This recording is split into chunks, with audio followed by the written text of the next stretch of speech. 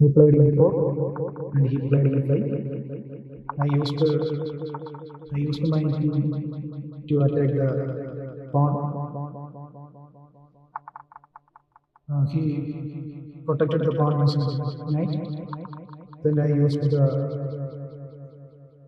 bishop, and the bishop and the queen targeted that pawn, that is in f7. So he defended using a pawn. I targeted again using another location. He defended using the knight. I tried to give away to the black bishop.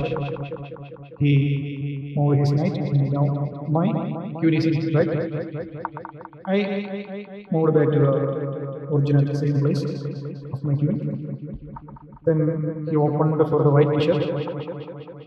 I threatened his knight. He threatened my queen.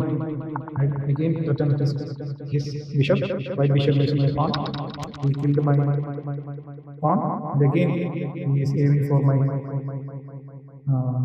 queen. I defeated his bishop using my knight. Again defeated. I taken his knight with my queen.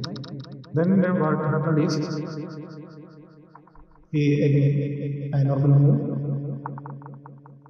I attacked the knight from both ways.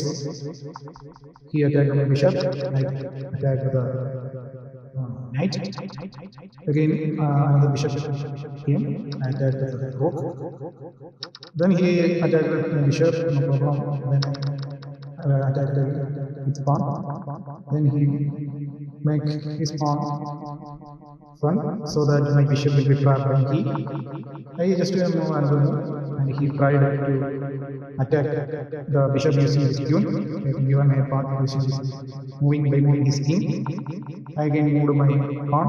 He attacked. Then I attacked. Now the queen and pawn, and the king and pawn is face to face. I attacked using queen.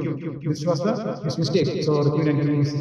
So he cannot move his queen because nothing is checking his king. So I tried a way by moving my rook. So he found the danger. He moved his king.